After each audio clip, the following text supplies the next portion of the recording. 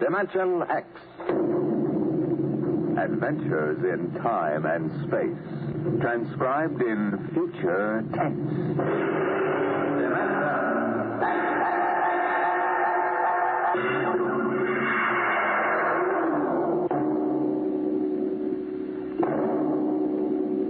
Now, tonight's adventure into the world of the unknown. The world of Dimension X.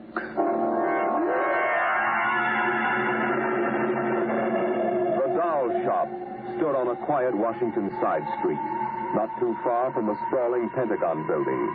A woman and a child waited outside, the little girl peering eagerly through the window at the dolls inside, and the woman glancing impatiently at her wristwatch, as if expecting someone who was late for an appointment. And there was nothing about the doll shop to warn them that they were waiting to keep an appointment with doom.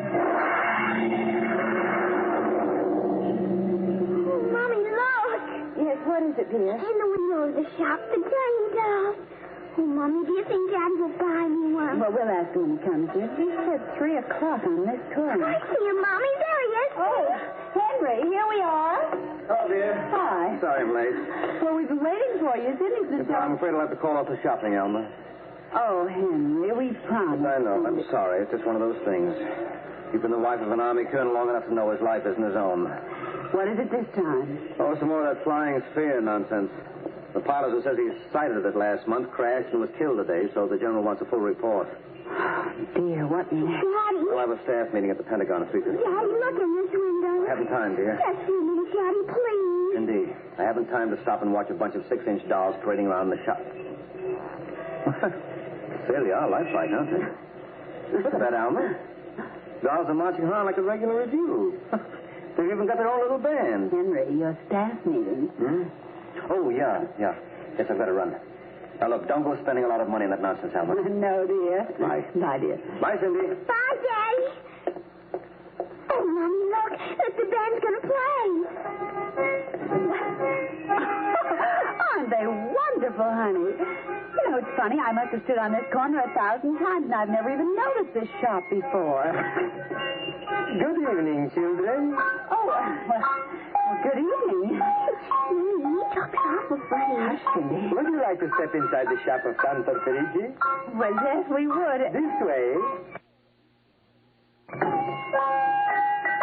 Oh, Mommy, it's Siberia. Here in the shop of Santa Perigi, creator of Perigi's Universal Wonderful Dolls, the world of adult reality is blended with the world of child's fantasy. This is a new shop, isn't it, Mr. Perigi? What is new and what is old? Come, this way. Would you like to meet one of my little ones? Oh, yes. This one in the red jacket is Toto. Speak, little one. How do you do? Oh, isn't that wonderful? Mommy, he talks. The doll talks.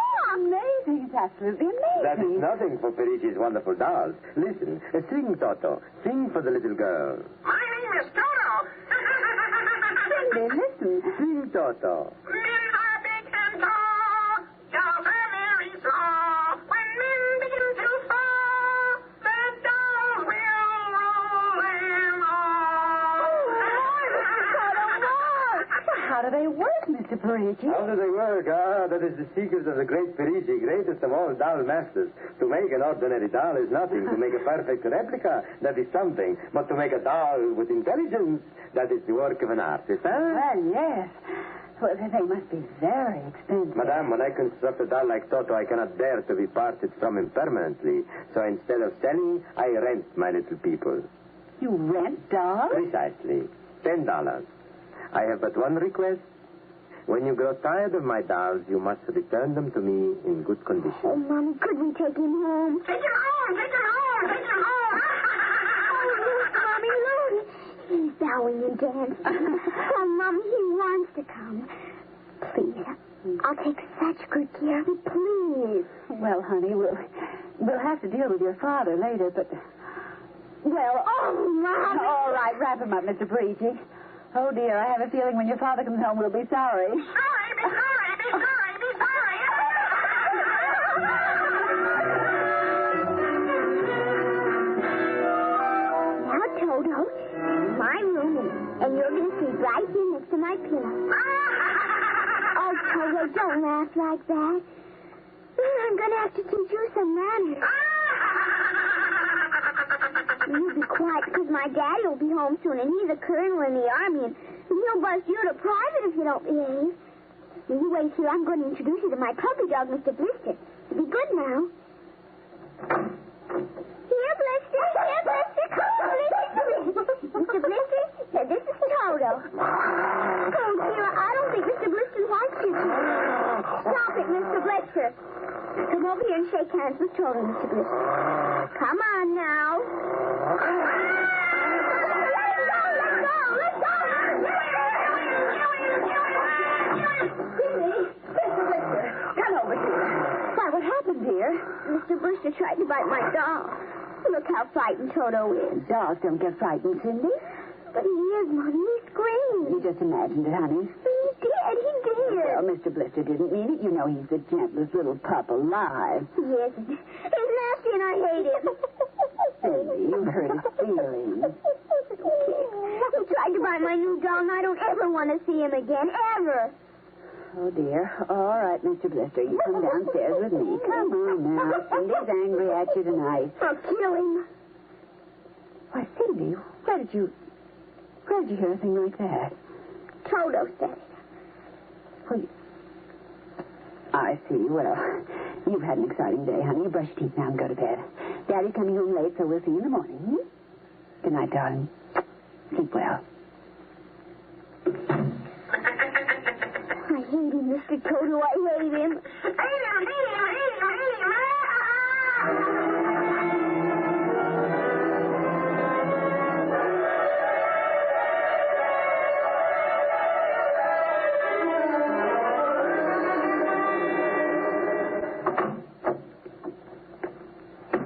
Morning, Alma. Breakfast ready? Just a minute. How was the staff meeting last night, dear? Oh, horrible bore as usual. Where's the little one? Up in her room. She'll be down in a minute. Oh, sir, remind me to take some papers back to the War Department, will you? I left them in my strong box. Henry, you told me it was against regulations to bring secret papers home. Well, I had to finish some work for the old man. Nobody will ever know the difference. Well, suppose not. Oh, dear, would you feed the puppy before we sit down? His bowl's under the sink. Where is he? That's funny. There's a supper from last night only half eaten. Getting fussy. Blister? Hey, Blister. Blister! Where the dickens is that mutt? Maybe he's on the back porch. Maybe. Here, Blister. Here, Blister. Alma. What is it, dear? Alma, look. Henry. Is he... Yes, he's dead. But how? What happened? Well, from the looks of it, he might have been poisoned. Poisoned? Who on earth would do a thing like that to an innocent little pup? I don't know. Let's see his dish. Oh, Henry. I don't understand this at all. Say, what's this? What's what? Well, look, there are pieces of broken glass in his food. Blue glass. Glass? Glass? Henry. Huh? Well, I just remembered something. What? It may just be coincidence, but in the bathroom this morning... What about the bathroom? Cindy's blue glass, you know, the one with the Mickey Mouse on it. It was broken, Henry. I found pieces in the wastebasket. I meant to ask her about it. Oh, Alma, for heaven's sake, you aren't suggesting that our little girl... Why, she loved Blister more than anyone. Not last night, she didn't. Well, why not? Well, he went after Toto. Well, who's Toto? Oh, a new doll. You bought her one of those dolls? Well, I just rented it. Rented it? Yes. Look, Alma. Oh, no.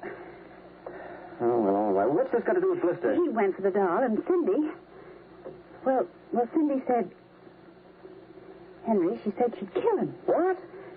Well, that's ridiculous.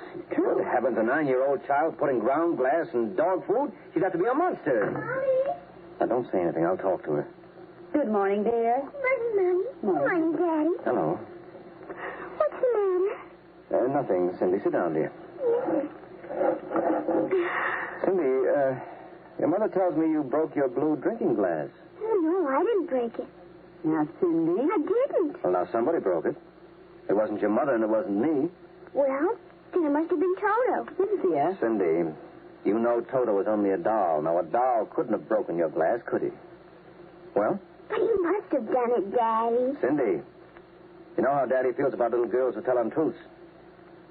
Now, did you break your glass and maybe accidentally get some pieces into Mr. Blister's dish to sort of punish him for biting your doll? Oh, no, Daddy. I'd hate to think you'd done something you knew was wrong and you were blaming it on the doll. What's the matter with Mr. Blister? Is he sick? He's dead, Cindy. Oh, no, he can't be dead. He isn't dead, Daddy. No, he isn't. He isn't. Mommy. Yes, dear. But he'll come back. He has to come back. No, he won't come back, honey. Not ever. No, Cindy, not ever. Now that we've told you, Cindy, you want to change your mind about the glass? Henry, let it alone. Daddy, you think I killed him? See what you've done. The child feels guilty enough, Henry. Dear, this is no time for feelings to interfere. Feelings don't matter. When they come, they just come. You go up to your room, honey. Daddy and I'll be up in just a minute. I don't want to. Cindy, we'll be right up. Please? There, that's a good girl. And close the kitchen door behind you.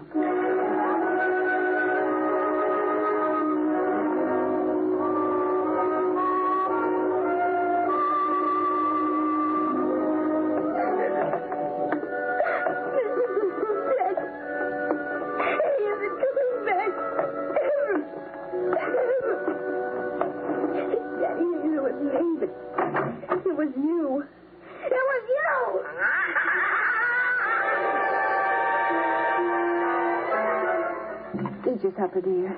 I'm not hungry. Cindy, you scarcely touched your lunch. I don't feel like eating. Is it Mr. Blister? Oh, Cindy, answer your mother. Now, Henry, she'll work it out in her own way, dear. Oh, I don't know. When I was a boy, there was such a thing as discipline. Where this child is being brought up, Henry. well, it's true. There's no respect. Lying. Oh, I don't know. Alma, what's happened to us? We were a nice, peaceful, happy family until you bought that cursed doll. Now who's blaming things on the doll? Well, it's true. You wanted to get some papers from your strong box. What? Oh, yes. Excuse me. Will you try to eat something, Cindy? Now, darling. yes. Alma. Alma. Yes, Henry, what is it? Alma's gone. What's gone? The box, the strong box is gone. But it can't be. The door to your study's always locked, and you and I have the only key. I know all that, and I tell you it isn't there. But who would... I don't know, Alma. Those confidential reports, if they ever get into the wrong hands... Oh, I warned you about keeping them here. What if it ever came out in the open? Get to see the papers. Army colonel, derelict in duty. Call the police, Henry. What, and throw my career in the wastebasket after 17 years? Well, we've got to find it ourselves. But it was there when I went into clean this morning. Well, what about your key? Well, it's right here. I always keep it right with me. That's funny. Oh, no. But my other keys are all on the ring. You've lost it. I don't see how. Alma, how could you do it? Henry, please. Come on, we'll search the house. I can't think of anything else to do. Oh, dear, you're going to miss your staff meeting. Well, all right, never mind the meeting. My whole career goes up in smoke if we don't find those reports. Now, somebody get hold of your key and open that room. I know, Cindy. Oh, let the child alone. She's been through enough. You know she wouldn't do a thing like that. I don't know anything anymore. I don't know my own child. I don't even know you. Henry. All I know is that strong box is gone with papers that are dynamite if the wrong person gets them. Question being who? What's that? Coming from upstairs. What's that blasted doll again? Something must have set it off. I don't know how the mechanism works. Well, for heaven's sake, let's go up and shut it off.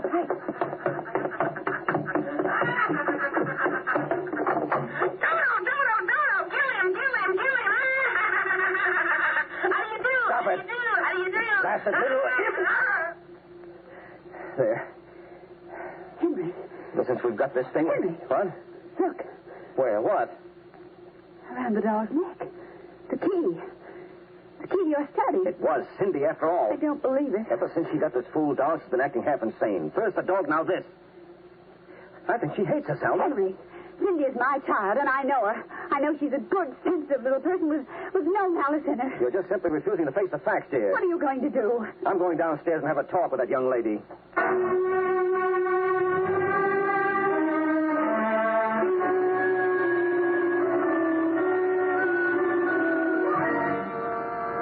Cindy, you're not telling me the truth. Oh, yes, I am, Daddy. Now, all I'm asking is that you tell me the truth. Now, where is it? I didn't take it, Daddy. Honest, I didn't take it. I suppose you're going to tell me now that a little 6-inch doll took my strong...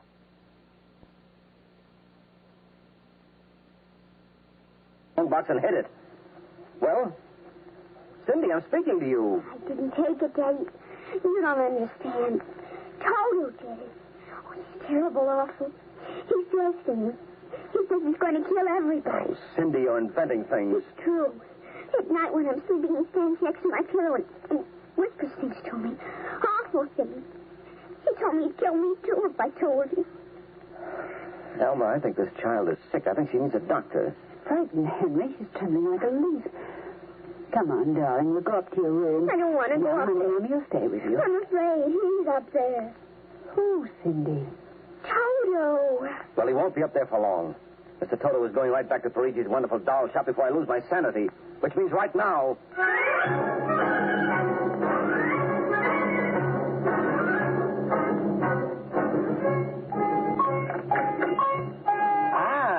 Colonel Grayson. Welcome to the home of Perigi's wonderful doll. Are you Perigi? Santa Perigi, creator of the universal doll. The doll with the mind. The doll Yes, with... well, I'm returning one of your masterpieces. Oh? If you will step into the rear of my shop. Now, what is the complaint? There's no complaint. Here's your doll. Good riddance. My little Toto, rejected, you found the world of men too filled with hate. We will change all that later on. Return to your comrades in the window, little one. And now, Colonel Grayson? I think we have no further business, sir. Ah, but we do, Colonel. Let me see. Ah, yes. Here it is. Do you recognize this, Colonel? That's my strongbox. Quit. My little Toto is very clever, sir. Are you trying to tell me your doll stole that from me? Let us not say stole. I'm merely keeping it in custody. What's your game, Perigi? Blackmail. You give me what I want, I do not ruin your career. Well, what do you want? Information. We already know something from the reports of the War Department concerning a certain strange-looking sphere reported by one of your pilots. What government do you represent? I represent Perigi's wonderful dolls, none other. I'm not so naive, sir. Perhaps I should explain. Each man hides something from the world. Each man loves something more than life. With the help of my wonderful dolls, I obtain personal information which enables me to control the men who control the world. Men like you. Hand over that strongbox. I warn you, I have a gun. Give it to me. You are being foolish. Put down that walking stick. Now. No closer. Now.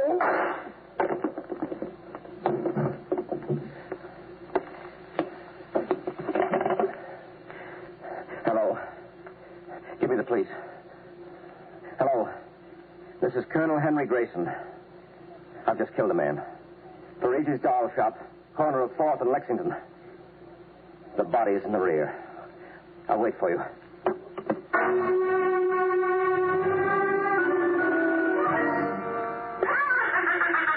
Shut up.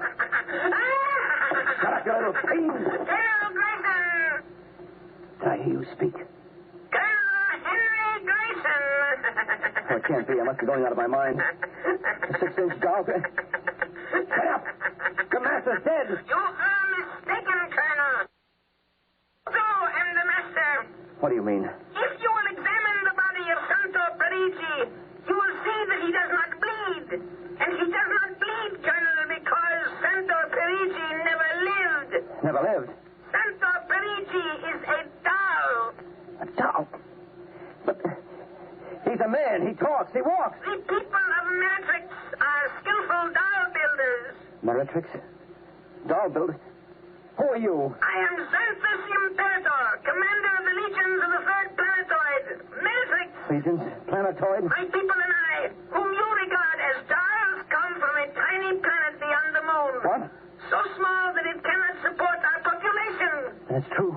We landed one of our space spheres on Earth 3 months ago with the intention of colonizing. Unfortunately, one of your pilots intercepted us. So that's why you wanted our information. Precisely. And you are human? Quite human. Of course, in order to deal with Earth people without suspicion, we were forced to construct Perigi, a man-sized doll. No, it can't be. I can't believe this. I'm having hallucinations. I've got to get out of here. That will be impossible. We have weapons of destruction quite unknown to Earth people. I found the place. I'll be here soon. By the time they arrive, my people will have prepared something quite shocking.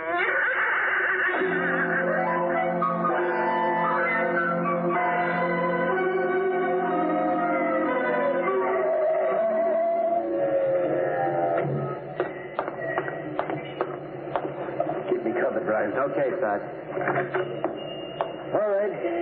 You the guy who turned in the call? Yes, that's right, Sergeant. Where's the body? Well, you see, it isn't exactly a body. What do you mean? It's a doll. What? Now, wait, you've got to let me explain. I know this sounds fantastic, but I've stumbled onto an unbelievable plot. Yeah? Keep talking. You see these little dolls? They aren't really dolls. They're tiny people. Uh-huh. Now, there's a big doll named Santor Perigi. They're using him as a front to run the shop. He's off his trolley, Sarge. Now, look here. Now, listen, mister, we got a call that there was a murder here. Now, if there was one, where is the body? Well, it's behind the curtains in the back. Only, you see, it isn't really a body. It's a big wax dummy. It's all part of their plot to gain control of the world. Holy smoke, he's really off his rocker. Now, look, if you don't believe me, I'll prove it to you. Come here. Look behind this curtain, and you'll see the dummy lying on the floor. Welcome, gentlemen. Are you looking for something? Perigi!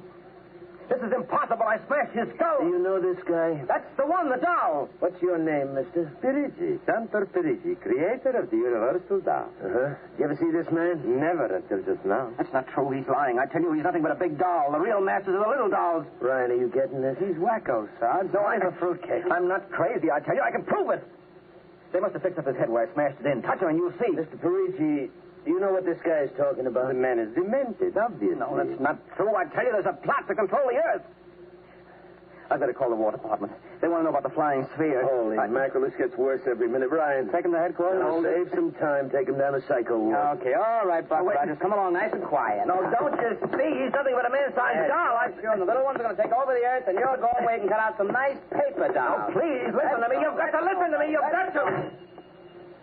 Sorry you had all this trouble, Mr. Perigi. Poor chap. He is obviously suffering from delusions. Well, he's not the only one in Washington today. You know, we've been getting a whole string of crack-ups lately, bigwigs blowing their tops under pressure. If you could see some of the names in our confidential files. You keep confidential files on cases like this? Certainly. Believe me, they'd be dynamite if they ever got in the wrong hands. Well, I'd better be running along. Hey, is that a talking doll? Yes, Sergeant. My name is Toto. I dance and sing. Well, I'll be. Hey, my little girl would be nuts for that. So? Then please accept the doll for saving my life. That madman might have killed me. Yes, but Take Toto home with you as a gift. Well, I don't know, Mr. Perigi. It's against regulations for us to accept favors. But this is not for you. It is for your little daughter. And if you will only take the doll and give him a good home, you will be doing me a great favor. Well, then, if you insist, and thanks very much. When my kid sees this, will she be surprised? Yes, Toto will come as a great surprise. A very great surprise. Eh, Toto?